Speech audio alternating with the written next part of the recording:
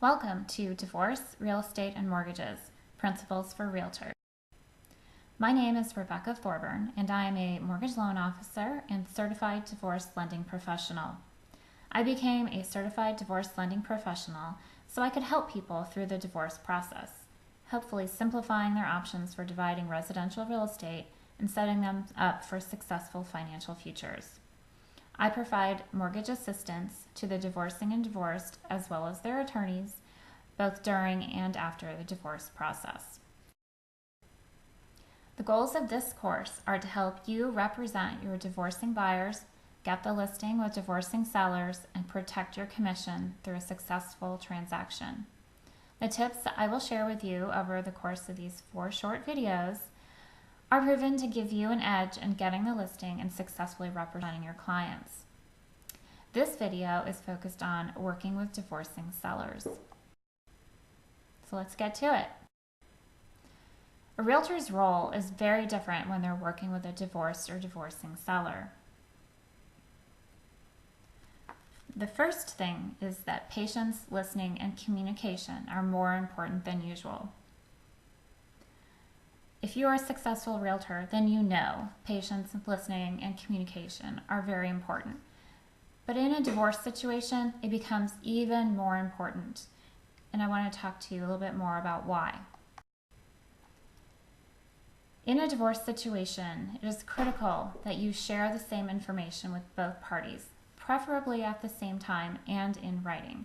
Remember that you are dealing with people who may not be in an amicable situation. There might be a lot of animosity, a lot of fighting, and a lot of back and forth. By sharing the same information and doing it in writing and at the same time, you can save yourself and your clients a lot of heartache and trouble and keep things as simple as possible. Another way to keep things simple for your clients is to give them as much notice as possible of upcoming steps and options, providing deadlines, and following up frequently.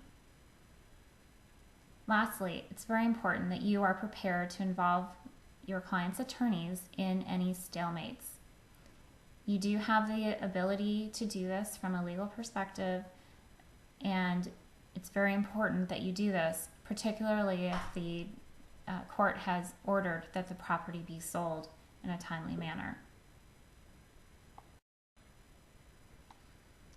Next, it is very important that you remain neutral if representing a divorcing couple for the sale of their marital home. It's very important that you demonstrate that you are a supporter of helping the couple get the best mutual outcome. Your clients are likely to vent about the divorce to you, and you're going to spend a lot of time with them. You can let them vent to you, and you can be very sympathetic, but it's critical that you remain neutral. Do not take sides. Do not supply advice. Simply being a sounding board can be helpful to them. You may feel like a therapist by the time the deal is complete, but if you've helped your clients by being supportive of the best possible outcome for both of them, then you've done your job. Next, treat the marital home as a commodity and help your clients think of it that way as well. It's very important that you get the best deal that you can for your customers.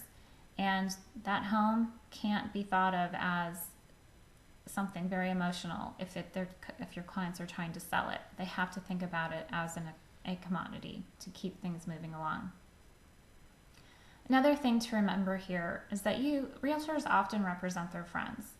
And if your friend is going through a divorce, it's even more important to remain neutral and keep in mind that you have 2 clients who may or may not be communicating.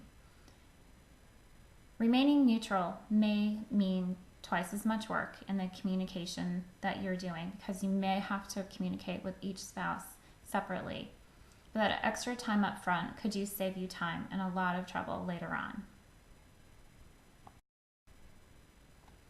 The last way that the role of a realtor in working with a divorced or divorcing seller is different is in preparation and pre-screening for the sale of the marital home.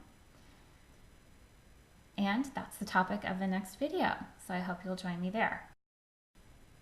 In summary, Communication is critical. Use email to ensure a written record and send notes to both parties after face-to-face meetings.